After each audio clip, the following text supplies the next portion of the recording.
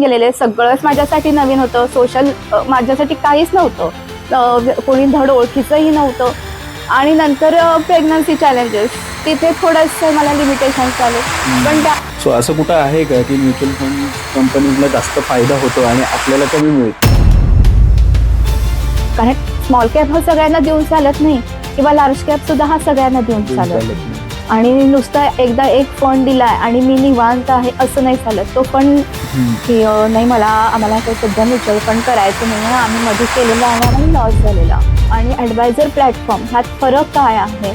जसं श्रीकृष्णांनी अर्जुनाला मार्गदर्शन केलेलं, तसं आज ॲडवायझर हे इन्व्हेस्टरला मार्गदर्शन करतात की कुठं चालू करावं आणि कुठं थांबावं. लोकांना असं वाटतं ना की कशाला पैसे घालायचे बाबा, इथं कोणाला इथं काय कधी प्रॉब्लेम आलेला नाहीये किंवा काय. सर एक मला फक्त सांगा, तुम्ही म्युच्युअल फंड हे किती वर्षांच्या ड्युरेशनसाठी तुम्ही केलेलं?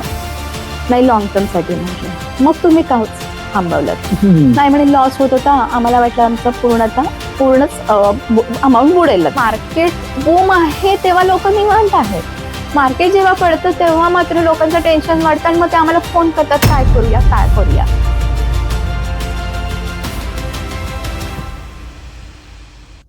नमस्कार मंडळी, कसे आहात सगळे? मी अनिकेत कडुसकर दूरगामीच्या नवीन एपिसोडमध्ये तुमचं मनपूर्वक स्वागत करतो. आणि आपण जे नेहमी रिपीट करतो, इथे आपण अशा लोकांना बोलवतो जे स्वतः दूरगामी आहेत, ज्यांचा प्रवास दूरगामी आहे आणि जे इतरांनाही त्यांच्या प्रवासाने दूरगामी करतात. तर आजच्या ज्या आपल्या गेस्ट आहेत त्या कोल्हापूरवरून थेट पुण्यापर्यंत त्यांनी प्रवास करून 3 तासाचा इथे आलेल्या आहेत आणि त्या प्रॉस्पेरिका इन्व्हेस्टमेंट्स म्हणून त्यांची फर्म आहे. सो गौरी जोशी मॅम, नमस्कार. मॅम, कसा प्रवास होता पहिला? मी नेहमीचा प्रश्न विचारतो नॉर्मली, जे कोल्हापूरवरून पुणे, आमचा जो GBNचा पॉडकास्ट झाला होता लास्ट टाइम, सो तेही गेस्ट ऑल द वे कोल्हापूरवरून पुण्यापर्यंत आलेले. काय सांगा? ऍक्च्युली हा प्रवास उलटा आहे. कोल्हापूर टू पुणे नसून पुणे टू कोल्हापूर आणि परत कोल्हापूर टू पुणे असा आहे. अच्छा, मग सांगा, मग त्याच्यावरती सांगा कसं. बेसिकली माझं कॉलेज एज्युकेशन जे काही आहे ते इथं गरवारे कॉलेज पुण्यातच झालं. आणि माझं फील्ड हे फायनान्सच होतं, प्युअरली फायनान्स. कारण मला पहिल्यापासून फायनान्स क्षेत्राची आवड होती. ओके. सो इथे फायनान्समध्ये बॅचलर डिग्री केल्यानंतर जॉब लागला. पण जॉब घेता घेता वाटलं अजूनही पुढं काहीतरी शिकलं पाहिजे, मास्टर डिग्री पाहिजे. सो MBA झालं पुण्यामध्ये. सो जॉब घेता घेता हे एक्सपिरियन्स आले. आणि नंतर मग जेव्हा लग्न ठरण्याची वेळ आली, मग तेव्हा माहिती आहे अनपेक्षित घटना घडतात आयुष्यात, तसं झालं आणि कोल्हापूरला मी गेले, शिफ्ट झाले. पण पुण्यातल्या मुली कोल्हापूरमध्ये जाणं म्हणजे थोडस म्हणजे काय होतं ना, आता माझ्या ज्या ऐकण्यात बोलण्यात गोष्टी आल्यात, पुण्यातल्या मुली आहेत ना, नवऱ्यांना पुण्यामध्ये आणतात असं. अगदी बरोबर आहे. पण पुण्यात ऑलरेडी सगळ्या क्षेत्रामध्ये स्कोप भरपूर आहे. पण चॅलेंजिंग जे आहे ते पुणे सोडून आहे असं मला वाटतं. कारण कोल्हापूर सारख्या शहरांमध्ये, कुठेही असू देत, कोल्हापूर सारख्या इतर शहरांमध्ये लोकांना नवीन काहीतरी शिकण्याची संधी हवी असते आणि आपल्यालाही तिथं नवीन काहीतरी करायचा वाव असतो. ओके. सो तिथं चॅलेंजिंग मला थोडंसं वाटलं, त्यामुळे मी आता कोल्हापूरमध्ये व्यवस्थित सेटल आहे. ओके. आता ही जी तुमची फर्म आहे प्रॉस्पेरिका इन्व्हेस्टमेंट्स म्हणून, सो ही कधी सुरू केली आणि इनिशियल चॅलेंजेस काय होत्या? म्हणजे बिईंग अ लेडी, आज आपण म्हणतो की बिझनेस क्षेत्रामध्ये एखादी लेडी उतरणं आणि सक्सेसफुल होणं. सो तुम्ही सांगा मॅम की कसं.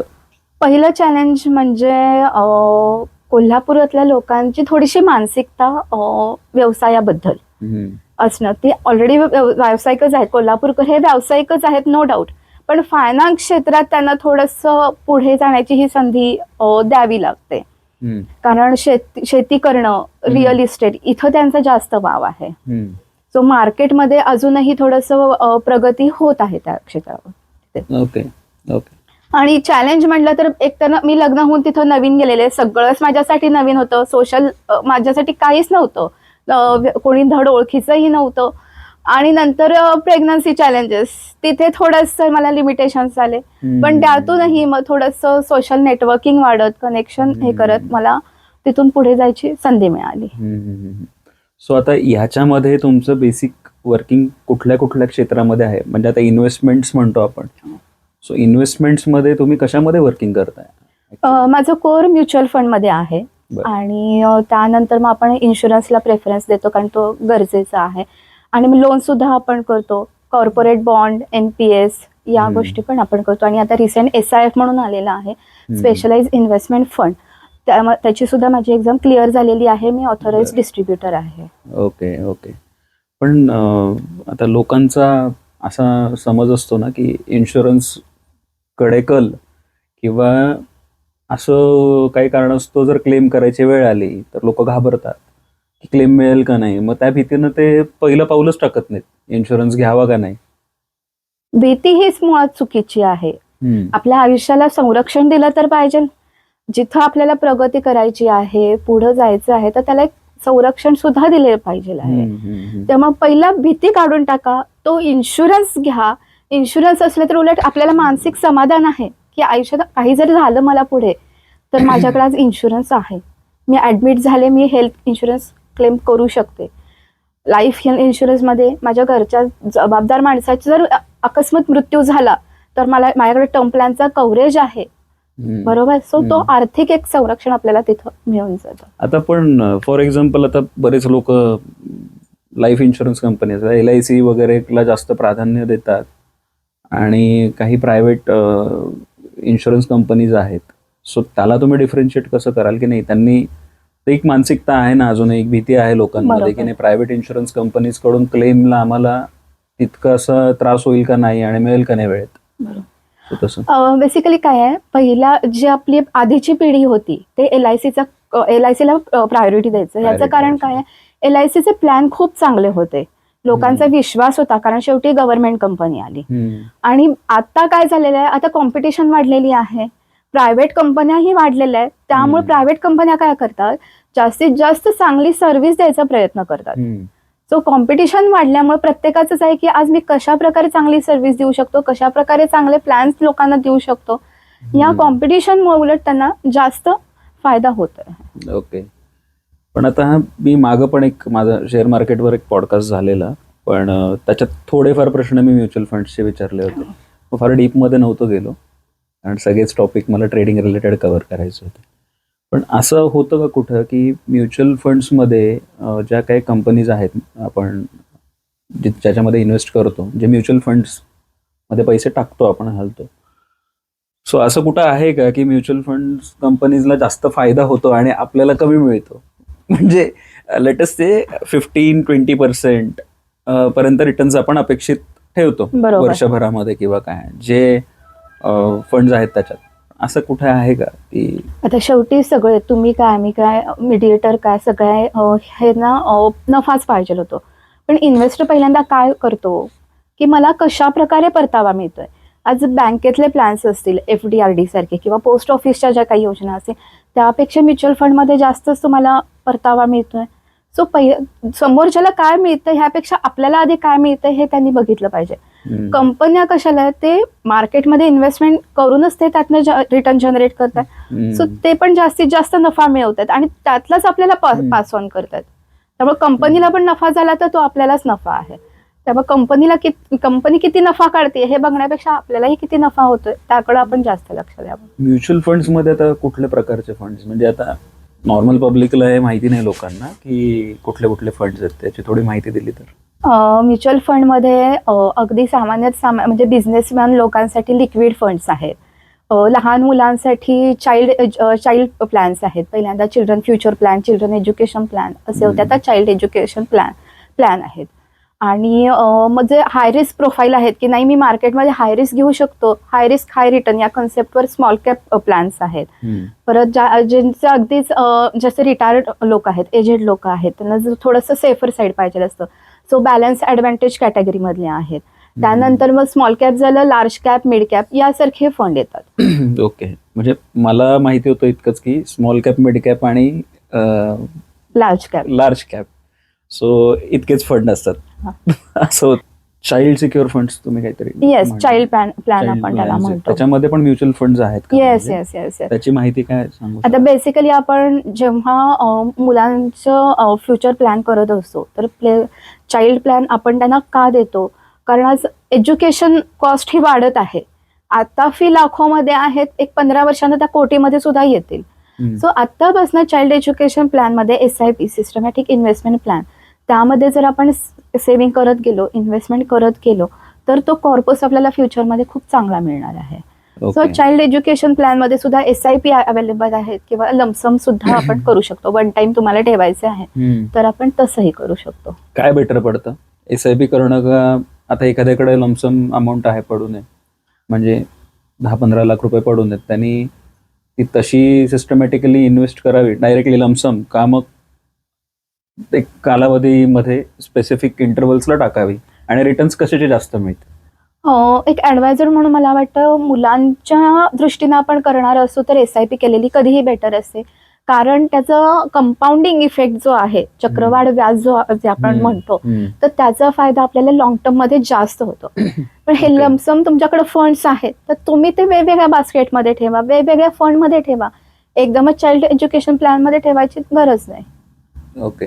एखादी फॅमिली तुमच्याकडं आली सपोज आणि त्यांच्या मुलाचं वय आहे लेटेस्ट आता तो 5-1 वर्षाचा वगैरे असेल, तर तुम्ही काय सजेस्ट कराल की त्या लहान वयापासूनच इन्व्हेस्टमेंट किंवा म्युच्युअल फंड किंवा हा चाइल्ड ग्रोथ प्लॅन तुम्ही म्हणला त्याच्यामध्ये इन्व्हेस्टमेंट करावी का कसं? नक्कीच. तो आता 5 वर्षाचा आहे, म्हणजे तो पहिलीला सुद्धा गेलेला नसेल, बरोबर आहे. करेक्ट. तर 5व्या वर्षी जर तुम्ही इन्व्हेस्टमेंट चालू केली तर ती मुलांच्या 18व्या वर्षापर्यंत कंटिन्युअस चालू राहते SIP द्वारा.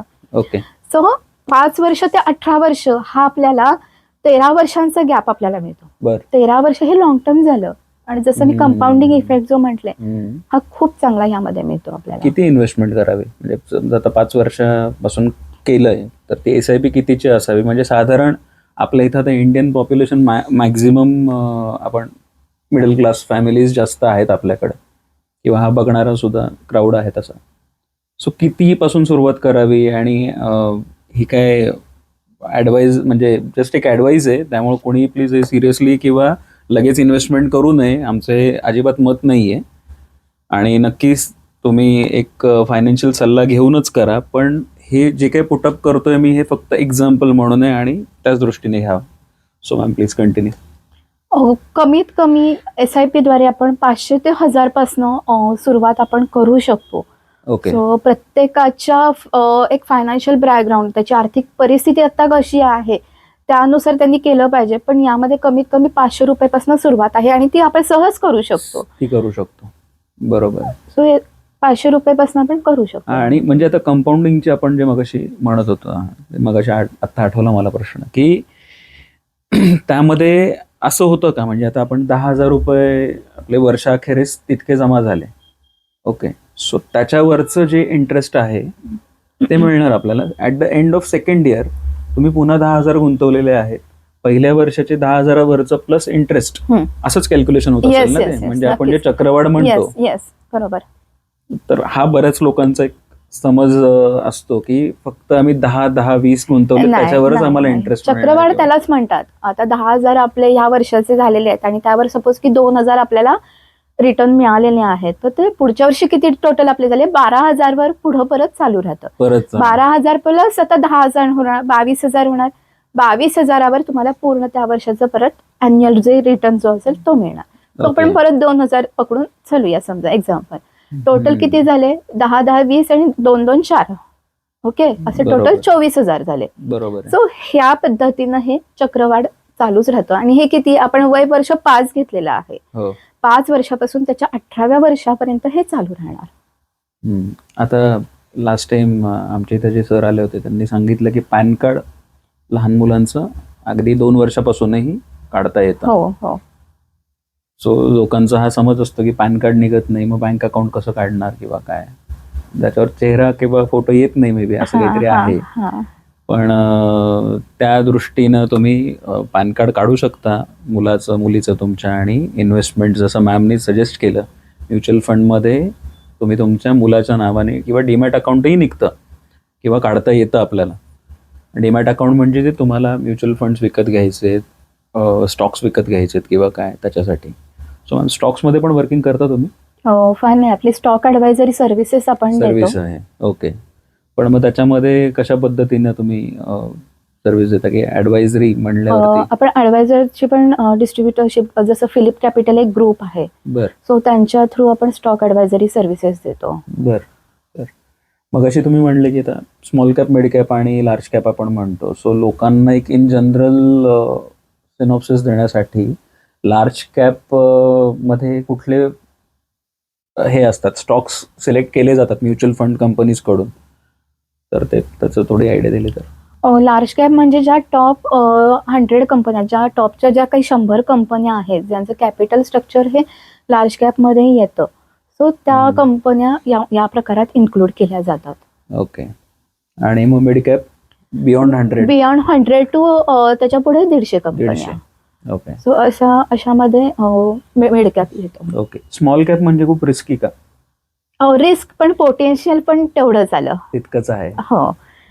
पण तुमचं सजेशन काय राहील, म्हणजे करावं स्मॉल कॅप मध्ये इन्व्हेस्ट का? ज्यांना एकतर हाय रिस्क घेण्याची तयारी आहे पण हाय रिटर्न सुद्धा हवे आहेत. काही लोक आहेत काही मला ठीक आहे 20-25% रिटर्न साठी मी रिस्क घ्यायची तयारी आहे, ते घेऊ शकतात. किंवा ज्यांना थोडंसं मार्केटचा अभ्यास आहे की मार्केट कशा पद्धतीनं चालतं, अप्स अँड डाऊन्स कधी येतात, मार्केट सायकल कसं आहे, बूम कधी येणार, आता दिवाळीनंतरचा पिरियड जसा थोडंसं न्यू इयरच्या ह्याच्या बूम मध्ये असतो, सो हे ज्यांना थोडंसं मार्केटचं नॉलेज आहे ते स्मॉल कॅप मध्ये करू शकतात.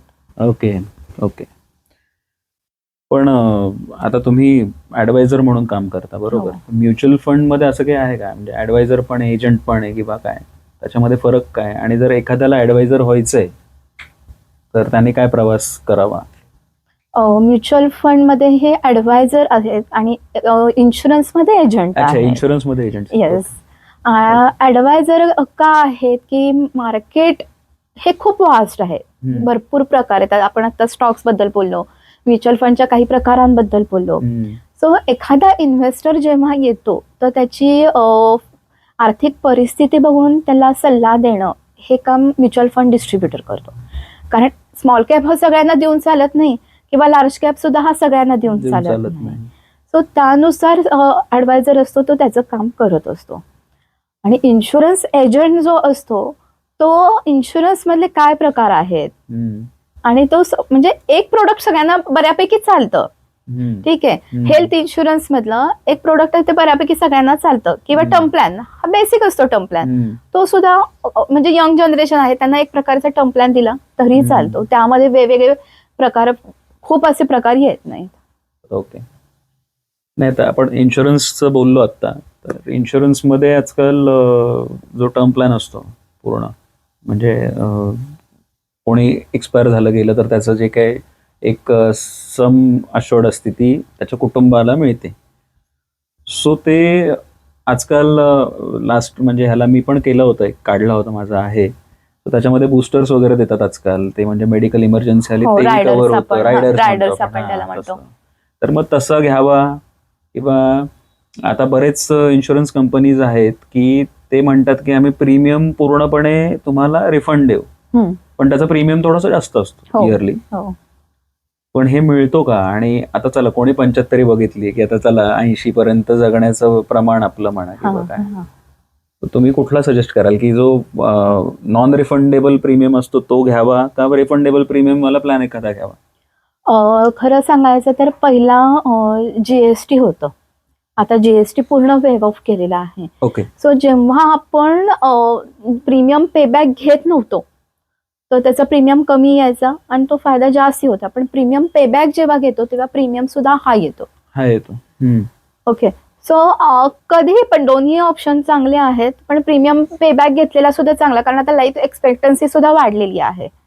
आपण जरी 75 एज पर्यंतचा कव्हर घेत असलो तरी कदाचित आपण 80-85 पर्यंत सुद्धा जगू शकू, कारण आता तो रेशो तसा वाढलेला आहे, बरोबर. सो पेबॅकचं ऑप्शनही घेऊ शकतो. आता ऍज अ एजंट किंवा ऍज अ ऍडवायझर म्हणून मॅम, ज्या लोकांना ह्या क्षेत्रामध्ये यायचंय, being a advisor in mutual fund आणि being a agent in insurance, so त्यांना तुमचा सल्ला काय असेल की कितपत फायदा आहे आणि कितपत नुकसान आहे, किंवा नुकसान किंवा आपण दोन्ही प्रोज आणि कॉन्स दोन्ही बघतो आपण, सो कसं तुम्ही सजेस्ट कराल की काय करावं? पहिली गोष्ट हे म्हणजे हे फील्ड खूप इंटरेस्टिंग आहे. ओके. म्युच्युअल फंड मध्ये यायचं झालं तर प्रत्येक फंडचा अभ्यास केला पाहिजे. अच्छा. कारण प्रत्येकाचं आता काय आहे, लोकांना अवेअरनेस वाढलेला आहे, नो डाऊट. प्लॅटफॉर्म पण खूप सारे आहेत. ओके. पण त्याच्या पूर्ण पोर्टफोलिओची काळजी घेणं काम हे आपलं असतं. बर. सो पहिल्यांदा मार्केटचा अभ्यास खूप चांगला केला पाहिजे. लोकांचा अभ्यास सुद्धा करणं तितकं महत्वाचं आहे. बर. कारण माझ्याकडे जे काही लोक येतात बरे वेगवेगळ्या कॅटेगरीतले आहेत, HNI पासून ते लोपर्यंत अशा सगळ्या कॅटेगरीतले आहेत. पण त्या मार्केटचा अभ्यास करून त्यांना टॅकल केलं गेलं पाहिजे आहे. कारण प्रत्येकाचे प्रश्न हे वेगळे असतात, प्रत्येकाची परिस्थिती वेगळी असते आणि मार्केटकडे बघण्याचा दृष्टिकोन हा वेगळा असतो. सो जो कोण आता या फील्डमध्ये येऊ इच्छित आहे त्यांनी मार्केटचा अभ्यास चांगला करावा आणि पूर्ण की लोकांशी कनेक्ट राहून त्यांचा वेळोवेळी त्याचा आढावा घेतला पाहिजे. ओके. आणि नुसता एकदा एक फंड दिलाय आणि मी निवांत आहे असं नाही चालत. तो फंड जो माझ्यासमोर आता तुम्ही सपोज आहे माझ्यासमोर एक इन्व्हेस्टर म्हणून आहे, तुम्हाला मी XYZ फंड दिलेला आहे, बरोबर. पण मी त्याचा परफॉर्मन्स हा मला ट्रॅक करणं हे सुद्धा माझं काम आहे. नुसतं ऍडवायझर म्हणून एखादा फंड दिला असं होत नाही. त्या फंडचं परफॉर्मन्स सुद्धा आपण ट्रॅक केला पाहिजे, तर मी ते काम व्यवस्थित करू शकतो. ओके. आता ओव्हरऑल किती स्केलमध्ये इन्व्हेस्टमेंटकडे लोक जास्त जातात आणि स्वतःहून इन्व्हेस्टमेंट करणारे पण लोक आहेत काही? सो असा काही अभ्यास आहे का तुमचा? आणि हो नक्कीच. कारण मध्यंतरी अशा बऱ्याच केसेस माझ्याकडे आलेल्या आहे की नाही आम्हाला काही सध्या म्युच्युअल फंड करायचं नाही आहे, आम्ही मध्ये केलेला आणि आम्हाला लॉस झालेला. आता आपण मागच्या सप्टेंबर पासून बघितलं की मार्केट हे डाऊन डाऊन डाऊन डाऊन येत चाललेलं. बरीच कारणं होती, टॅरिफ वॉर होता, असे बरेच कारणं होती. आणि जिथं लॉस झाला त्यामुळे लोकांनी बंद केलं. म्हटलं सर एक मला फक्त सांगा, तुम्ही म्युच्युअल फंड हे किती वर्षांच्या ड्युरेशनसाठी तुम्ही केलेलं? नाही, लॉंग टर्म साठी. म्हटले मग तुम्ही का थांबवलं? नाही म्हणे लॉस होत होता, आम्हाला वाटलं आमचा पूर्णच अमाऊंट बुडेल आता जे काही गुंतवलेलं आहे. ओके. मग म्हटलं सर इथं तुम्हाला ऍडवायझरची गरज असते.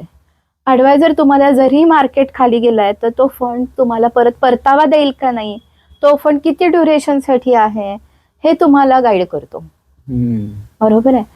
आज म्हणून डायरेक्ट प्लॅटफॉर्म आणि ऍडवायझर प्लॅटफॉर्म ह्यात फरक काय आहे? जसं श्रीकृष्णांनी अर्जुनाला मार्गदर्शन केलेलं तसं आज ऍडवायझर हे इन्व्हेस्टरला मार्गदर्शन करतात की कुठं चालू करावं आणि कुठं थांबावं. हे आज आमचं काम आहे.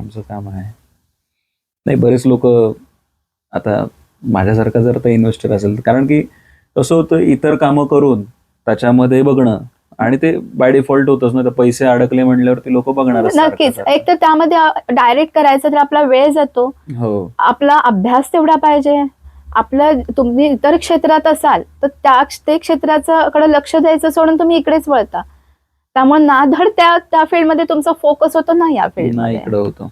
इन्शुरन्समध्ये अजून बरेच इन्शुरन्स आहेत, जनरल आहे, होम आहे किंवा काय. तर घराचा इन्शुरन्स आपण म्हणतो, जे लोक सहसा, आता माझं घर आहे, मी नाही काढला इन्शुरन्स किंवा काय. सो कितपत हे कसं आहे माहितीये, जेव्हा दुसऱ्याच्या घराला आग लागते कधी तेव्हा आपल्याला जाग येते.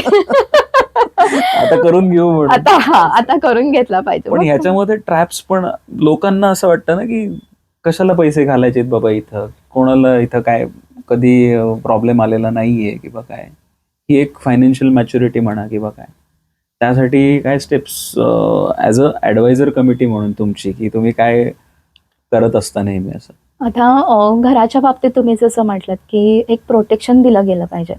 एक शिवाजी महाराजांचं उदाहरण सांगते. शिवाजी महाराजांनी जेव्हा गड किल्ले बांधले किंवा काबीज किल्ले ते जेव्हा डागडूज करणार होते तेव्हा त्यांनी सर्वात प्रथम काय केलं असेल तर गड किल्ल्यांच्या भोवतीची तटबंदी ती मजबूत केली, ती भक्कम केली आणि त्यानंतर त्यांनी किल्ले बांधणं असेल किंवा त्याची डागडुजी जे काही असेल ते चालू केलं. सो आपल्या आयुष्याला सुद्धा असं आर्थिक संरक्षण हे दिलं पाहिजे. आज घराला तुम्ही संरक्षण दिलं नाही तर उद्या चोरीचा सुद्धा प्रश्न येतो, आग लागू शकते किंवा आणि नॅचरल कॅलॅमिटीज आपण ज्या म्हणतो त्यानुसार सुद्धा आपला लॉस होऊ शकतो. मला एक इन जनरल क्वेश्चन म्हणजे नेहमी पडतो हा, की इन्शुरन्स कंपनीज म्हणजे हे कदाचित असं ट्रॅपही असू शकतं किंवा काय, लेटेस्ट से एक ना काइंड ऑफ अ सिक्युरिटी, म्हणजे लोक जास्तीत जास्त का करत नसावेत किंवा करतात ते त्यांच्याकडे फार स्टेबल इन्कम आहे, पण ज्यांचं लेटेस्ट आहे की स्टेबल इन्कम नाहीये. ओके, मग त्यांना माहिती की मला 25-30 वर्ष प्रीमियम भरायचं आहे. ओके, आणि चला काही कारणास्तव काही कॅलॅमिटी आली किंवा काही गोष्टी आल्या, जॉब गेला अचानक, कामं नाही आहेत, तर त्याने बिचाऱ्यांनी 10 वर्ष पैसे भरलेले असतात. आणि मग तिथे कुठेतरी इन्शुरन्स कंपनीज म्हणतात की नाही, हा तुम्हाला आता 10 वर्षानंतर तुम्ही 2 वर्ष आता गॅप घेतली आहे, सो ती तुमची पॉलिसी आता हे झाली. पण तुम्ही हेल्थ इन्शुरन्स रिलेटेड नाही, म्हणता कुठलाही इन जनरल विचारतोय मी Okay. तुम्हाला, की टर्म इन्शुरन्स मध्ये हे फार कॉमन आहे आय थिंक ना, हो. की तुम्हाला जे तुम्ही मग प्रीमियम भरलेले ते मिळणारच नाही किंवा रिफंड नाहीये होणार किंवा कारण काय असं. टर्म इन्शुरन्स मध्ये बऱ्याच टर्म्स अँड कंडिशन असतात. जेव्हा आपण इन्शुरन्स घेतो, सर्वात पहिलं काम म्हणजे त्याच्या नियम आणि अटी काय आहेत हे नीट वाचणं. त्यात काय पण कव्हर ह्या का होतं. अटी देतात लोक, म्हणजे काय होतं ना, खरं सांगतो म्हणजे हे बॅकफुटवरती लोक जातात त्यामुळे की अरे आम्हाला जर काही कारणास्तव आमचा जॉब गेला, काही गेलं, मग अशा केसेसमध्ये काही ऑल्टरनेटिव्ह आहेत का, की तुम्ही वेगळ्या पद्धतीनं इन्शुरन्स किंवा वेगळ्या कंपनीचा घ्या, असं काही आहे का? इन्शुरन्सचा उद्देश हा थोडासा वेगळा आहे. लाईफ इन्शुरन्स, टर्म इन्शुरन्स म्हणजे काय, आपल्या डिपेंडंटसाठी तो एक प्रोटेक्शन तयार करून ठेवणं. हम्म, आपल्यासाठी नाहीये. माझा जॉब गेलाय तर तिथं मला मिळेल ह्याच्यासाठी नाही. आज माझ्यावर माझी फॅमिली डिपेंड आहे. सपोज उद्या माझा आकस्मिक मृत्यू झाला तर माझ्या फॅमिलीसाठी तो एक प्रोटेक्शन आहे. So, नाही ते आहे. त्यासाठी मग तुम्ही इन्व्हेस्टमेंट करून ठेवली पाहिजे. तुम्हाला असं वाटतं उद्या मला फायनान्शियल सिक्युरिटी नाही राहिली तर माझ्या आजारपणामुळं किंवा रिसेशनमुळे माझा जॉब गेला, माझ्याकडे कमाईचा सोर्स नाहीये, तर त्यासाठी मग तुम्ही इन्व्हेस्टमेंट करून ठेवली पाहिजे. आणि दुसरी गोष्ट, इन्शुरन्समध्ये सुद्धा टर्म प्लॅन सोडून एक इन्कम रिलेटेड प्लॅन्स असतात. हा, मग की- त्याची थोडी हा, इन्कम रिलेटेड प्लॅन मध्ये काय होतं, तुम्ही 5 वर्ष, 7 वर्ष, 10 वर्ष, 12 वर्ष असे लिमिटेड पे, यामध्ये कुठलाही एक ऑप्शन चूज करून तुम्ही तेवढे वर्ष पैसे भरायचे. त्याच्या दुसऱ्या, आता 10 वर्षाचा आपण प्लॅन घेतलेला आहे, 10 वर्ष मी 1-1 लाख रुपये भरतोय म्हणजे 10 लाख झाले. 11व्या वर्षापासून मला एक सर्टन अमाऊंट मला रिटर्न मिळत जाते. ते तुमचं एज आणि इन्कम यानुसार ती कॅल्क्युलेट होते की तुम्हाला रिटर्न किती मिळणार आहे. सो तिथं तुम्ही स्वतःला प्रोटेक्ट करू शकता. म्हणजे थोडक्यात इन्शुरन्स तर काढायचा, ऍट द सेम टाइम तुम्ही जर ती एसआयपी पण, इन्कम प्लॅन आपण घेऊ शकतो. ओके, पण असं करावं का लोकांनी की एसआयपी पण सुरू ठेवावी, सगळेच इन्शुरन्स मध्ये न टाकावे अमाऊंट, Exactly. म्हणजे जर काही अशा नॅचरल काही गोष्टी आल्या की जसं जॉब गेला किंवा काय, सो हे जे एसआयपी केलेली आहे त्याला तर काही रूल्स नाही आहेत, ते आपण कधी ऍज अ इन्व्हेस्टमेंट केलेली ती काढू शकतो आपण, बरोबर आहे. आता यामध्ये तुम्ही म्हटलं तसं इन्व्हेस्टमेंट आणि इन्शुरन्स हे 2 वेगवेगळे पार्ट आहेत. हा, बरोबर आहे. इन्व्हेस्टमेंट हा आपला वेल्थ जनरेशन साठी आपण घेतो. Correct आपली आहे. एक कॉर्पस तयार झाला पाहिजे करेक्ट आहे. किंवा रिटायरमेंट नंतरचं आपल्याला फायनान्शियल फ्रीडम मिळाला पाहिजे. या गोष्टीसाठी आपण इन्व्हेस्टमेंट ही आत्तापासून तयार केली पाहिजे. आणि इन्शुरन्स हा जसं मी म्हणलं आपले डिपेंडंट असे, हेल्थ इन्शुरन्स मध्ये अचानक आजार उद्भवला किंवा हॉस्पिटल व्हायची वेळ आली तर त्या गोष्टीमध्ये आपल्याकडे हेल्थ इन्शुरन्स असणं गरजेचं आहे. आता हे मी म्हणजे नेहमीच पाहिलंय की जसं आपलं एज वाढतं तसं इन्शुरन्सची जो प्रीमियम अमाऊंट आहे ती वाढते. हो. पण हे असं का, म्हणजे चला आता तुम्ही ते काही इन्व्हेंट नाही केलेलं आहे. पण नाही काय मग होतं, हे असं होतं ना, लोकांना असं वाटतं यार नाही, हे इन्शुरन्स कंपनीज खूप लुटतायत किंवा खूप पैसे खातायत, आणि मग ज्या वेळेस आपण क्लेम करायला जातो तेव्हा मिळत नाही, काही कारण सांगितली जातात, हे आजार कव्हर्ड नाहीयेत, असं आहे, अमुक आहे, तमुक आहे, असं म्हणतात लोक. काय होतं, जसं आपलं वय वाढत जातं तसं आपल्या आयुष्यातली रिस्क सुद्धा वाढत जाते. वय वाढतं, कदाचित आपली आजारपण पण वाढू शकतात, आपला फिटनेस कमी होऊ शकतो, त्यामुळं आपला कधी आजार उद्भवू शकतो, ती रिस्क तिथं असते. त्यामुळे जसं वय वाढत जातं तसं आपला प्रीमियम सुद्धा वाढत जातो.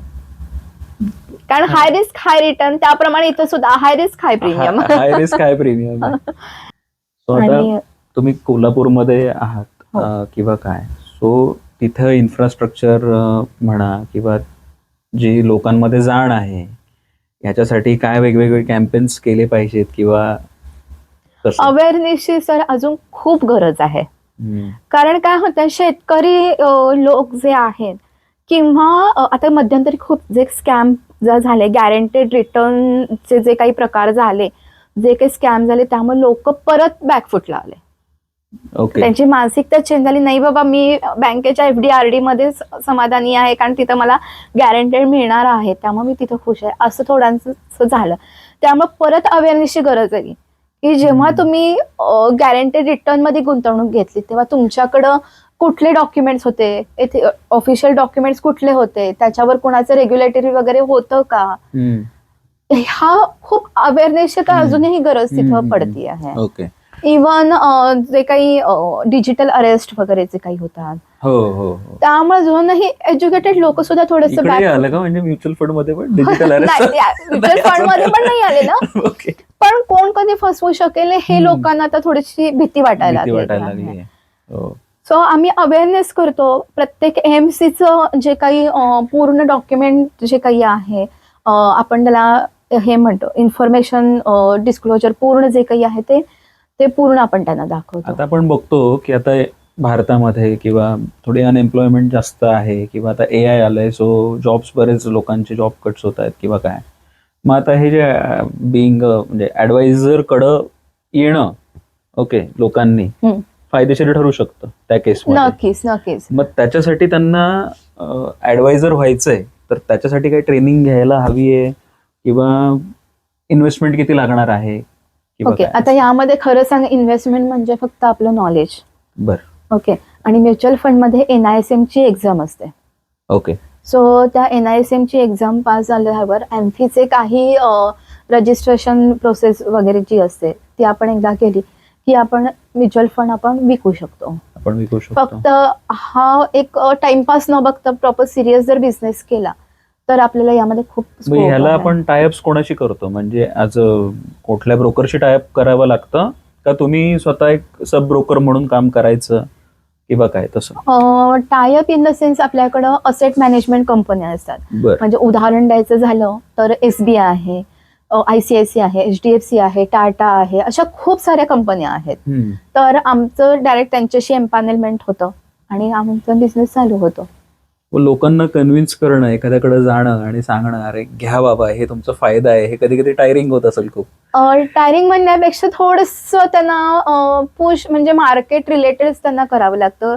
आज मार्केट काय आहे, सेन्सेक्स निफ्टी काय आहेत, ह्याच्यापासून थोडंसं सुरुवात काही वेळा करून द्यावी लागते. किंवा काही वेळा असं सांगावं लागतं, तुम्ही आता चालू करा, 1 वर्षभरानं मला सांगा की तुमचे आता रिटर्न्स किती आहेत किंवा काय आहे. म्युच्युअल फंड हे ते कमीत कमी लॉंग टर्म साठी 3 ते 5 वर्ष किंवा त्याच्यापेक्षा जास्त साठी आहे. पण त्यांना एक जी सिस्टमॅटिक सवय लागते म्युच्युअल फंड मार्फत, जी त्यांना आर्थिक सवय जी लागते, ते नंतर येऊन म्हणतात सुद्धा, मॅडम हे तुमच्यामुळे झालं, मॅडम तुम्ही आधी यायला पाहिजे होतं. आता काही लोक माझ्याकडे क्लायंट असे आहेत की सर्व्हिसला त्यांच्या 25 वर्ष झाली आहेत आणि आता माझं गेले 5-6 वर्ष आमचं रिलेशन आहे, तर मॅडम तुम्ही 20 वर्षापूर्वी का नाही आलात, माझं ते किती व्हॅल्युएशन झालं असतं. असे सुद्धा माझ्याकडे क्लायंट आहेत. ओके. नाही, एक माग जे सर आले होते त्यांनी सांगितलं होतं, आणि हे मी आवर्जून प्रेक्षकांनाही सांगायचं आमच्या, की जे आपल्याला जो काही पगार मिळतो किंवा जे काही आपल्याला इन्कम येतं ना, सो लोक असं करतात की दॅट सॅलरी किंवा that income minus expenses is equal to saving.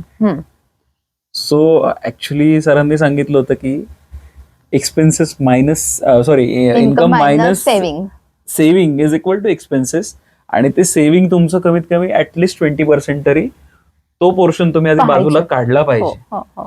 ह्याच्यावरती काही थॉट्स? हो, नक्कीच. कसं आहे, जेव्हापासून आपण कमवायला सुरुवात करतो तेव्हा आपल्याला चैनी वाढतात, लक्झरियस लाईफ म्हणू आपण आजच्या भाषेत, ते आपल्याला करावं असं वाटतं. पण जेव्हा कमवायची सुरुवात येते आणि जर आपण एक आर्थिक नियोजन, म्हणजे जर आर्थिक ध्येय आपली ठरवली आयुष्यातली की मला 5 वर्षानं गाडी घ्यायची आहे, फ्लॅट घ्यायचा आहे, XYZ या गोष्टी माझ्या आहेत, तर जेव्हापासून एक शिस्त लावता तुम्ही तुमच्या पगाराला म्हणूया आपण, जर पगाराला शिस्त लावली तर आपली ही ध्येय आरामात गाठू शकतो आपण. तर त्यासाठीच म्युच्युअल फंड सारखे मार्ग आपल्याला अवेलेबल आहेत, कारण ते सुद्धा एक आपल्याला सवयच लावतात. आणि अजून एक आता याच्यात दृष्टिकोन लोकांचा काढायचा. आता मगाशीच आपण अपील केली की तुम्ही या ऍडवायझर किंवा या क्षेत्रामध्ये जॉईन व्हा, पण तुम्हाला दिवसभरात किती वेळ द्यावा लागतो आणि कितपत, कारण लोकांना असं वाटतं ना की चला आलं आता हे इझी आहे, तर ते किती इझी नाहीये ते तुम्ही सांगा. एसी नाहीये म्हणजे काय होतं, मार्केट बूम आहे तेव्हा लोक निवांत आहेत. मार्केट जेव्हा पडतं तेव्हा मात्र लोकांचं टेन्शन वाढतं आणि मग ते आम्हाला फोन करतात, काय करूया काय करूया. म्हणजे काय नाही, होल्ड करा, होल्ड करा. आणखीन काही जर तुमच्याकडे फंड्स असतील तर इन्व्हेस्ट करा. आणि हा म्हणजे मी आता जे काही म्युच्युअल फंड ऍडवायझरीचं जे काम करते ते खरं सांगायचं माझं 24/7 आहे. सॅटर्डे संडे जरी मार्केट बंद असेल तरी मला क्लायंटला सर्व्हिस ही द्यावी लागते. ओके. क्लायंटचे काही म्हणजे माहिती असेल किंवा त्यांना अजून काही कुठे इन्व्हेस्टमेंट करायची याबद्दल जर गायडन्स हवा असेल तर त्यासाठी सुद्धा मला वेळ द्यावा लागतो. आणि बेसिकली काय होतं, जॉबचं त्यांचं टायमिंग असतंय त्यामध्ये आपल्याला हे बोलता येत नाही. त्यामुळे बऱ्याचदा काय होतं 6 ते रात्री 10 वाजेपर्यंत सुद्धा माझ्या मीटिंग चालू असतात. कारण म्हणजे लोकलच माझे इन्व्हेस्टर नाहीये तर out of Kolhapur, out of Maharashtra सुद्धा माझे माझ्याकडे क्लायंट्स आहेत. त्यामुळे त्यांना त्याप्रमाणे हा वेळ मला द्यावा लागतो. Since you are a working lady ma'am, so तुम्हाला तुमच्या पर्सनल याच्यामध्ये म्हणजे आता मला वाटतं आमच्याकडं 2 तुम्ही you are the second one, आणि पहिल्यांदा ज्या आल्या होत्या त्याही लेडी होत्या, ते पण कॉम्बिनेशनमध्ये आल्या होत्या, सोबत आल्या होत्या. पण आजकाल इंडियामध्ये किंवा काय, हे मागच्या पॉडकास्टमध्ये आमचा हा विषय झाला होता की बिंग अ मॅरिड हे लेडी तुम्हाला किती चॅलेंजेस सहन करावे लागतात आणि कसं हे सगळं निभावून न्यायचं किंवा काय. पण still you are doing good आणि चांगलं करताय तुम्ही. पण तरी तुम्ही सांगू शकाल का काय चॅलेंजेस येतात, मग तुम्ही कसं हँडल करता? म्हणजे ज्या गृहिणी आहेत आज आपल्या याच्यामध्ये महाराष्ट्रामधल्या ज्यांना ह्या क्षेत्रात यायचं आहे, पहिला गोष्ट सांगायची म्हणजे मला घरातलं काम तर माझी जबाबदारी आहे, त्यात काय वाद नाही. माझी मुलगी अजून लहान आहे, खूप लहान आहे, पण ती प्रायोरिटी आहे. पण आज माझं जे फील्ड आहे फायनान्स, ती मी माझं आवड म्हणून केलेली आहे आणि त्याला माझ्या घरच्यांचा सपोर्ट आहे. मी आज खरंच नशीबवान आहे की मला घरात ती जबाबदारी थोडस मी 19-20 करू शकते, पण माझ्या आज आवडीच्या क्षेत्रात मी माझं पूर्णपणे लक्ष माझं आहे की माझ्या क्लायंटला मी जी काही सर्व्हिस वेळेवर द्यायला पाहिजे ती माझी सगळ्यात प्रायोरिटी मी पूर्ण करते. आणि मग इतर गृहिणींना माझं तेच सांगणं आहे की घरातल्या जबाबदाऱ्या तरी हा आपल्याला पार पाडायच्याच आहेत, पण आज मार्केट इतकं बदललेलं आहे, आपलं लाईफ सुद्धा इतकी बदललेली आहे की त्या तुम्हाला जी आवड, ज्या क्षेत्राची आवड आहे त्यात थोडंफार काहीतरी शिका. नवीन नवीन गोष्टी येतात, त्या नवीन नवीन गोष्टी ह्या शिकत केलं पाहिजे, स्वतःला अपडेट ठेवलं पाहिजे. याच्यामध्ये असं होतं ना बऱ्याचदा, कारण की अजूनही आपली इथं ऑर्थोडॉक्स मेंटॅलिटी आहे बऱ्याच पुरुषसत्ताक आपण म्हणतो ते आहे अजूनही, आपण किती नाकारलं तरी आहे ते. सो मग एखादं ह्या केसमध्ये असं असू शकतं की एखादा जेंट्सच क्लायंट आहे आणि मग त्यांना तुम्हाला जाऊन भेटायचंय किंवा काय. So again hats off to your family की ते तुम्हाला सपोर्ट करतायत आणि तुमच्या फॅमिलीचं इन्स्पिरेशन सगळ्यांना मिळावं हीच इच्छा. सो मॅम, अजून तुम्ही कशामध्ये काय सजेशन्स तुमच्याकडून राहील की इन्व्हेस्टमेंट जर्नी कशी सुरू करावी लोकांनी? ओके. आणि काय इन्व्हेस्टमेंट जर्नीमध्ये आपण जसं मी मगाशी म्हटलं, आपण जेव्हा कॉलेज वयात असतो ना तेव्हा आपल्याला कधी कमवू, माझ्याकडे स्वतःचे पैसे कधी येतील असं झालेलं असतं. पण जेव्हा स्वतःचे पैसे येतात तेव्हा आपण तारुण्यात असतो, नो डाऊट. आपण चैनी केल्या पाहिजे. लक्झरियस लाईफ म्हणण्यापेक्षा थोडंफार स्वतःच्या पोटाला चिमटा थोडंसं सेव्हिंग म्हणू आपण. मी इन्व्हेस्टमेंट पण म्हणणार नाही, थोडंसं सेव्हिंग करा सुरुवातीला. थोडंसं मग तुमच्या नंतर जबाबदाऱ्या येणार आहेत, त्यामुळे सुरुवातीपासून सेव्हिंग करा आणि थोडेसे दिवस मग पुढे गेले, तुमचा पगार थोडासा वाढला की त्यातला परत त्या सेव्हिंग मधला थोडासा भाग हा आपण इन्व्हेस्टमेंट चालू केला पाहिजे. कारण आयुष्यात आपल्या काही अचानक संकट येऊ शकतात, जसं की आपण जॉब लॉस वगैरे म्हणू शकतो. तर अशा वेळी आपल्याकडे हातात कॉर्पस पाहिजे, काहीतरी फंड्स पाहिजे, किंवा आपल्या रिटायरमेंट लाईफ. आज आता काय झालेलं आहे की वर्क लाईफ जे आहे ते कमी होत आले आहे आणि रिटायरमेंट लाईफ हे वाढतंय. हार्डली आता आपण बघायला गेलं 50-55 वयातच आपण रिटायरमेंट घेतो. सो ते रिटायरमेंट लाईफ निवांत जगण्यासाठी जर आपण आत्तापासून जर स्वतःला बचत, गुंतवणूक याची जर सवय लावली तर ते खूप फायदेशीर ठरतं. आता आपण फायनान्स बोलतोय तर क्रेडिट कार्ड हा खूप मोठा विषय आहे. सो क्रेडिट कार्ड लोक घेतात बरोबर. आणि त्याचा वापर करतात. चला, बँका त्यातनं खूप पैसे कमवतात आणि 37% व्याज येतात वार्षिक. आणि चला, ते नाही घेतलं तर मग कुठेतरी पर्सनल लोन्सच्या प्रचंड ऍप्स आहेत बरोबर. प्ले स्टोर वरती, की ते पटकन 20 दिले, 25 दिले, 1 लाख दिले, 2 लाख दिले. सो लोकांना तुमचं काय सजेशन आहे की चला ते लोन्सकडं, तशा पद्धतीच्या लोन्सकडं जावं का सगळा अभ्यास करून सगळ्या गोष्टी कराव्या? अभ्यास करून तर नक्कीच केला पाहिजे, कारण जर आपलं लोन त्याच्यावरचं लोन जर आपलं वाढलं तर आपल्यालाच ते हे होणार आहे, त्याचं स्ट्रेस किंवा बर्डन येणार आहे, कारण आपल्याला परत त्याचे पैसे द्यायचेच आहेत. सो क्रेडिट कार्ड हे फायदेशीर कधी ठरतं, जेव्हा त्याच्यावरच्या ऑफरचा पण आपण जर फायदा घेतला तर फायदेशीर ठरतं, आणि योग्य गरजेच्या वस्तूंसाठी किंवा गरजेच्या कारणासाठी जर त्याचा वापर केला तर आज क्रेडिट कार्ड आपण योग्य आहे असं म्हणू शकतो. नाही तर क्रेडिट कार्ड तुम्ही नाही घेतलं तरी चालेल असं म्हणेल, कारण शेवटी ते एक प्रकारचं लोनच आहे आपल्यावरचा, तो एक बोजाच आहे, आर्थिक बोजा आहे तो आपल्यावरचा आहे, कारण त्याला रेट ऑफ इंटरेस्ट. येस, नक्कीच. म्हणून म्हणलं योग्य रीतीने योग्य कारणासाठी ते वापरलं गेलं पाहिजे. ते जे काही त्याचे 52 दिवस आहेत त्याच्यामध्ये भरावं, शेवटी म्हणजे आपल्याला आज नाही तर उद्या ते द्यायचेच आहेत. सो गरज नसेल तर वापरू नका. लोन्स मध्ये पण मॅम तुम्ही वर्किंग करता? हो. कुठले आणि काय प्रोडक्ट्स आहेत तुम्ही सांगितले तर? लोन मध्ये माझ्याकडे home loan, business loan, project loan, आणि आता जसं म्युच्युअल फंड आणि स्टॉकचा आपला एक पोर्टफोलिओ असतो, सो त्याचं लॅस लोन अगेन्स्ट सिक्युरिटीज, यामध्ये पण आपण काम करतो. मग यातलं कुठलं बेस्ट लोन राहील की लेटेस्ट से लोन अगेन्स्ट सिक्युरिटी, त्याला रेट ऑफ इंटरेस्ट किती असतो, कसा असतो, आणि जर आपण अनसिक्युअर्ड मध्ये गेलो, कारण चला लेटेस्ट से की माझा बिझनेस खूप छान आहे, माझी प्रोफाईल खूप चांगली आहे, पण मग व्हॉट विल यू सजेस्ट की तरी लोन अगेन्स्ट सिक्युरिटी घ्यावं का मिळतंय म्हणून घ्यावं, काय फायदेशीर ठरत? लोन अगेन्स्ट सिक्युरिटीचा तसं बघायला गेलं तर रेट ऑफ इंटरेस्ट कमी असतो. जो बिझनेस लोन मध्ये 12% वगैरे आपल्याला अंदाजे जातो, तर इकडं हा आपल्याला 9.5-10% मिळू शकतो लॅसवर.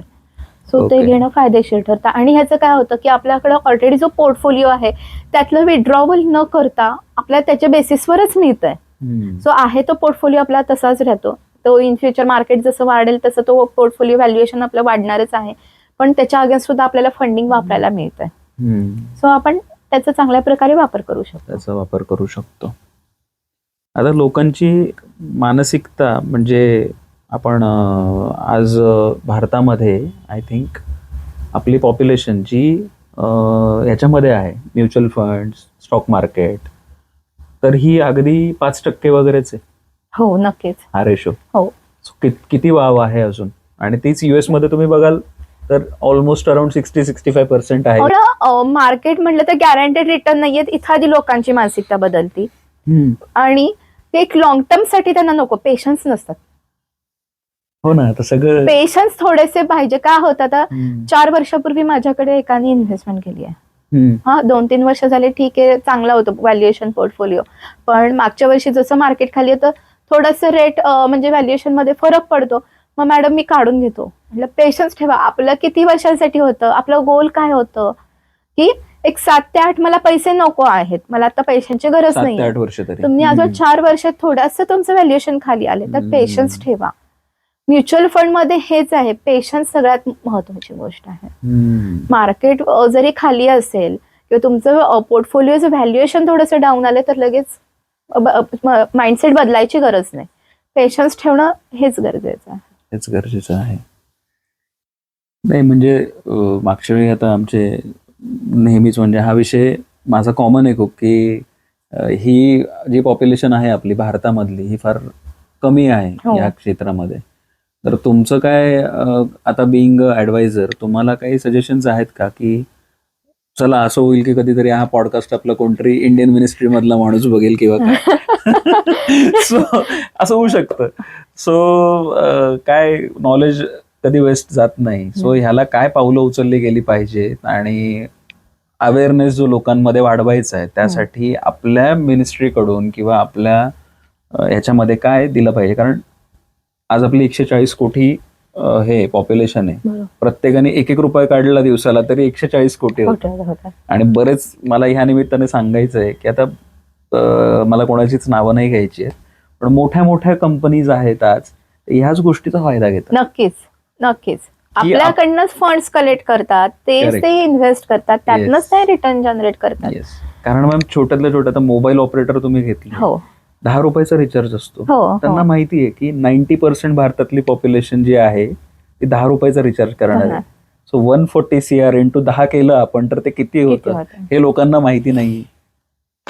सो ह्याबद्दल तुम्ही काय सांगाल की अवेअरनेस जो लोकांमध्ये पसरवायचा, कारण इन्व्हेस्टमेंटचा अवेअरनेस ना सर, खरं सांगायचं आता एक गव्हर्नमेंट सेबी म्हणा किंवा हे थोडंसं लोकांना सपोर्ट करते. कारण काही आता SIP म्हणलं ना 10 रुपयेपासून सुद्धा अवेलेबल आहेत. ओके 100 रुपये सुद्धा आहेत. आज चहावाल्याची SIP तुम्ही म्हटलीत महिन्याची 50-50 हजारच्या SIP आहेत. सो लोकांनी 10 रुपये डेली 100 रुपयाची SIP तुम्ही करा. आज तुम्ही फोन पे GPay द्वारे 500 रुपये तुम्ही सहज खर्च करताय. हे घेतलंय आज मला गरज नाही तरी आपण घेतो ती गोष्ट आणि त्याला फोन पे GPay आपण 500 रुपये करतो. हेच जर 100 रुपये डेली आपले फोन पे द्वारे जर सेव्ह झाले तर त्याचा फ्युचर कॉर्पस कॅशलेस झालं ना मॅम, सगळं कॅशलेस झालेला आहे. काय होतं ना ऍक्च्युली लोकांकडे हातात पैसा असेल ना फिजिकली तर त्यांना त्याची किंमत आहे, आणि डिजिटली ना मग ते 1000-2000 पण घालवतील, चला ते गेले ना, कारण त्याचं फील नाहीये आणि ती अननेसेसरी शॉपिंग वाढत जाते, अननेसेसरी खर्च होतं. कारण असं होतं नॉर्मली की चला आता आज माझ्याकडे पैसे पडू नयेत बँकेमध्ये, काय करावं याचं आणि काय नाही, मग चला बाबा जाऊ मूवीला, आज जाऊ इकडं, कारण एक लक्झरी पॉइंट ऑफ व्ह्यू किंवा एक माइंडसेट पण तसा झालेला असतो की चला आता हे एन्जॉय करून घेऊ असं. सो एनिवे मॅम, अजून काही तुम्हाला टॉपिक्स वाटलेत विच यू कॅन कव्हर, आणि जसं असं तुम्हाला काही सजेशन्स असतील तर यू कॅन गिव्ह. सजेशन म्हणजे आर्थिक फायनान्शियल प्लॅनिंग आपण जे म्हणतो ते कमीत कमी जर वयापासून केलं तर आपलं पुढचा आर्थिक मार्ग जो आहे, आपलं आर्थिक जीवन पुढचं आहे ते एकदम सुरळीत होतं. कारण आज मी जर 20व्या वर्षापासूनच थोडी थोडी बचत जर करायला चालू केली तर म्हणजे 60व्या वर्षापासून खूप चांगली होते. मग आपण रिटायरमेंट लाईफमध्ये आपले आजपर्यंत जे काही छंद असतात, आपल्याला नवीन नवीन गोष्टींचा अनुभव घ्यायचा असतो, नवीन नवीन प्रयोग करायचे असतात, ते तुम्ही निवांतपणे करू शकता. कारण वेळ सुद्धा आहे आणि त्याला लागणारा पैसा सुद्धा आपल्याला त्यावेळी अवेलेबल असणार आहे. पण ह्याची जाण लवकरात लवकर व्हायला पाहिजे, कमीत कमी वयापासून चालू व्हायला पाहिजे. आणि दुसरी गोष्ट, इन्शुरन्स बद्दल निगेटिव्हिटी न ठेवता, इन्शुरन्स हे प्रोटेक्शन आहे आपल्या आयुष्यासाठी. सो इन्शुरन्स हे प्रोटेक्शन आणि इन्व्हेस्टमेंट हे म्हणजे आपला आर्थिक बांधकाम म्हणतो आपण त्याला, पायाभर आपली जी आहे ते आपण म्हणूयात. इन्शुरन्स आणि इन्व्हेस्टमेंट हे दोन वेगवेगळे, पण आता बरेच प्लॅन्स असे आहेत नाही की इन्शुरन्स मध्ये पैसे टाकले की तुम्हाला रिटर्न्स पण सांगतात ते की एवढे मिळतील वगैरे. हो. मग असं का म्हणजे आहे आजकाल? आहे म्हणजे तो प्लॅनचंच नाव त्याच्या इन्कम प्लॅन आहे. इन्शुरन्समध्ये बरेच प्रकार आहेत. टर्म प्लॅन आहेत, इन्कम प्लॅन आहेत, किंवा चिल्ड्रन प्लॅन्स आहेत, आपल्या रिटायरमेंटसाठी पेन्शन प्लॅन आहेत, असे बरेचसे इन्शुरन्समध्ये सुद्धा आहेत. आता तुम्ही आता जसं म्हणलात तसं इन्कम प्लॅन मध्ये आपण 10 वर्ष पैसे भरतोय आणि 11व्या वर्षापासून आपल्याला 8% वगैरे त्याच्या हिशोबाने आपल्याला रिटर्न हे मिळत असतात. पण मग हेच सगळे पैसे घेऊन आता आपण जिथं एखाद्या इन्शुरन्स कंपनीमध्ये पैसे टाकतो ते आपले पैसे म्युच्युअल फंड मध्ये लावतात, हे लोकांना माहिती नसतं का? पण प्रोटेक्शन पण तिथं मिळते ना, एका दगडात 2 पक्षी. त्याप्रमाणे आपल्याला तिथं डेथ कव्हर पण असतो. हा मी जो इन्कम प्लॅन सांगतेय त्यामध्ये आपल्याला डेथ कव्हर सुद्धा मिळणार आहे आणि एक आपली इन्कम सुद्धा जनरेट होणार आहे. सो एका दगडात 2 पक्षी मारल्याप्रमाणेच आपली ती गोष्ट होणार आहे. आणि टॅक्स बेनिफिट सगळ्यात महत्वाची गोष्ट म्हणजे अंडर 86 सेक्शन आपल्याला इथं टॅक्स बेनिफिट आपल्याला चांगला मिळतो. हा, म्हणजे आता जसं लोकांना FD वरती जो रिटर्न आहे त्याच्यावरती टॅक्स भरावाच लागतो. हा एक्झॅक्टली, तो इथं आपल्याला सेव्ह होतो आपला. सो प्रेक्षकांना हा फार महत्वाचा पॉइंट आहे आणि हा कव्हर झालाय आपला. So ma'am, anyway I think आपण म्युच्युअल फंड, इन्शुरन्स हा बऱ्यापैकी टॉपिक सगळं कव्हर केलेला आहे. Motor insurance, health insurance, general insurance बद्दल काय सांगाल तुम्ही किंवा काय? जनरल इन्शुरन्स हा आपण शक्यतो दुर्लक्ष करतो, कारण मला त्याची काय गरज आहे. हम्म. मग तो मोटर इन्शुरन्स असेल, फायर इन्शुरन्स असेल, आपल्या फॅक्टरीसाठी वगैरे घेतलेला घ्यायची गरज असेल, पण तो दुर्लक्षित जातो. पण जेव्हा जिथं आपल्या नॅचरल कॅलॅमिटीजनं, अर्थक्वेक सारख्या गोष्टी किंवा फायर सारख्या वगैरे गोष्टींनी जेव्हा लॉस होतो, तेव्हा मात्र मग आपले डोळे उघडतात. अरे, तो इन्शुरन्स प्रीमियम तर अगदी 1000 मध्ये होता, 5000, 6000 एवढाच होता, मी नको दुर्लक्षित करायला पाहिजे होतं. म्हणून एक म्हण आहे बघा, इन्शुरन्स जेव्हा आपल्याला लागत नाही ना तेव्हा घेऊन ठेवा, म्हणजे जेव्हा आपल्याला त्याची गरज पडेल ना तेव्हा तो आपल्याला मिळेल. हे करू शकता. हा, असं, कारण काही परिस्थिती सांगून येत नाही, परिस्थिती सांगून येत नाही, संकट सांगून येत नाही. सो तो मोठा लॉस हे करण्यापेक्षा छोटासा प्रीमियम दिलेला कधीही फायदेशीर आहे. करेक्ट आहे. नाही म्हणजे बरेच जण असं आता टर्म इन्शुरन्स बद्दल म्हणजे आता त्या ऍड्स वगैरे दाखवतात, म्हणजे बाबा टर्म इन्शुरन्स काढला नव्हता म्हणून फॅमिली सफर झाली. आणि पण हे जर तेव्हा काढला असता तर, पण ह्याच्यामध्ये मॅम बरेचसे असे ट्रॅप्स पण असतात ना कधी कधी. म्हणजे ट्रॅप्स का म्हणतो मी सारखं, की इन्शुरन्स कंपनीज पण कधी कधी फसवतात खूप. असं काही नाही सर, म्हणजे आता मी ज्या कंपन्यांसाठी काम करते, एकतर मी कंपन्यांची हिस्ट्री चेक करून त्यांचं रेपो कसं आहे ते बघूनच मी त्यांच्याशी टायप करून त्यांच्याबरोबर काम करते. आणि त्यांचे प्लॅन सुद्धा जे घेताना व्यवस्थित घेते, कारण शेवटी मी माझे इन्व्हेस्टर कोण आहेत, माझे जवळचे नातेवाईक असतील किंवा मित्रपरिवार असतील, आणि त्यांनी जे रेफरन्स दिलेले आहेत ते विश्वासावर दिलेले असतात. बरोबर. त्यामुळं सॉरी इंटरप्ट करतो तुम्हाला, पण असं एक मिडलमॅन, म्हणजे आता लेटेस्ट आहे की तुम्ही मिडलमॅन आहे ऍडवायझर म्हणून, बरोबर. सो आता माझं कोण रिलेटिव्ह गेलं, त्यांनी तुमच्या थ्रू इन्शुरन्स काढलेला आहे, हा एक सिनारिओ झाला. दुसरा सिनारिओ आहे की त्यांनी डायरेक्ट इन्शुरन्स काढलाय, बरोबर, कंपनी. सो हा जो फरक आहे, ऍडवायझर असेल, मिडलमॅन असेल, सो तुमचा आणि जो माणूस व्यक्ती गेलेला आहे त्याचं संभाषण झालेलं आहे, तुम्ही एक आता टायअप झाला त्या कंपनी आणि त्यांच्यामधला दुवा, हा किती फरक पडतो? फरक पडतो म्हणजे जसं मी म्हटलं, इन्शुरन्स मध्ये बरेच प्रकार आहेत. तर त्यांनी जो इन्शुरन्स घेतलेला तर तो खरंच त्यांना तो गरजेचा होता का, त्यांच्या इन्कम, एज किंवा फॅमिली डिपेंडंट जे काही आहे त्यानुसार तो त्यांनी सफिशियंट कव्हर घेतलेला का, हे चेक, म्हणजे जे आपण वेल्थ चेकअप जे म्हणतो. नाही, मला तसं नाही म्हणायचं. मला काय कव्हर करायचं इथं, की एखाद्या माणसाला त्याच्या फॅमिली मधलं काही माहिती, म्हणजे फॅमिली मेंबर्सला माहिती नाही की त्यांनी पॉलिसीज कुठल्या काढल्यात किंवा काय, असं बऱ्याचदा होतं ना. आता तुम्ही एक आहात मिडलमॅन, ओके, तुम्ही आहात, ते गेलेत, बरोबर, ओके.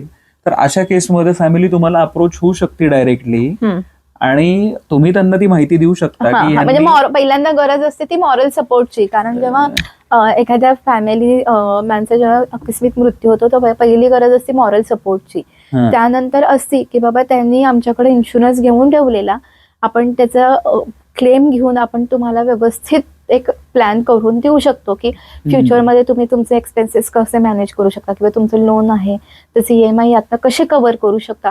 त्यामुळे एजंटकडनं का घ्यावा, आज आफ्टर क्लेम सर्व्हिस जी आहे ती एजंट सारखं बाकी कोणीच तुम्हाला देऊ नाही शकणार. म्हणजे लेटेस्ट से की तो डायरेक्ट तो माणूस त्यांनी कंपनीतनं काढला असता, तर ते त्याच्या घरच्यांना त्या कंपनीत जा, मग तिथं 5 जण बसले डेस्क वरती, अरे माझं कुठे जाऊ, कोणाशी बोलू, ह्या थोडं हेक्टिक होतात आणि तेवढं ते कम्फर्टेबल होत नाही, कारण आधीच तेच लोक स्ट्रेसमध्ये असतात, दुःखात असतात.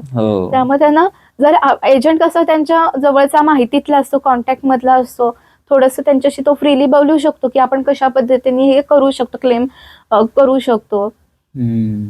सो हा आपल्याला इथं एजंटचा सपोर्ट मिळतो. येस. सो मॅम, तुमची माहिती इन जनरल तुम्ही कॅमेराकडे बघून सांगू शकता की तुम्हाला कनेक्ट करायचं असेल, बोलायचं असेल, किंवा तुमच्या प्रोडक्ट बद्दल काही माहिती लोकांना हवी असेल तर तुमच्याशी कसं संपर्क साधावा? मी गौरी जोशी, मी एमफी रजिस्टर्ड फायनान्शियल डिस्ट्रीब्युटर आहे.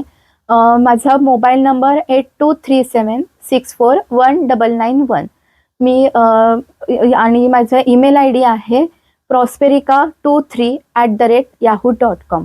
याद्वारे आपण मला संपर्क साधू शकता. Thank you ma'am. मला वाटतं, आणि ही सगळी माहिती मॅम आम्ही आमच्या डिस्क्रिप्शनमध्ये नक्की देणार आहोत.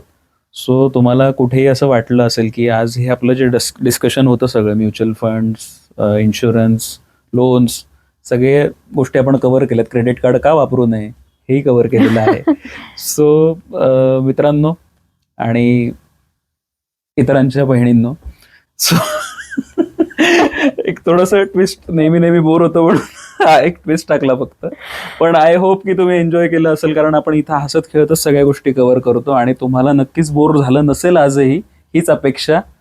Gauri Joshi ma'am, I hope तुम्ही बोर नसाल झाल्या इथे येऊन. आपण बऱ्यापैकी सगळ्या गोष्टी कव्हर केल्या आणि गौरी जोशी मॅम सारख्या अजून महिलांनी, गृहिणींनी या क्षेत्रामध्ये येऊन काम करावं. डिस्क्रिप्शनमध्ये दिलेल्या त्यांना मोबाईल नंबरवरती आणि मेल आय डीवरती संपर्क करा आणि अधिक तुम्हीही या क्षेत्रामध्ये येऊ शकता, तुम्ही नॉर्मल गृहिणी जरी असाल तरी. सो दूरगामीच्या पुढच्या एपिसोडमध्ये मी अनिकेत कडुसकर तुमचं पुन्हा एकदा स्वागत करणार आहे. Thank you very much for watching.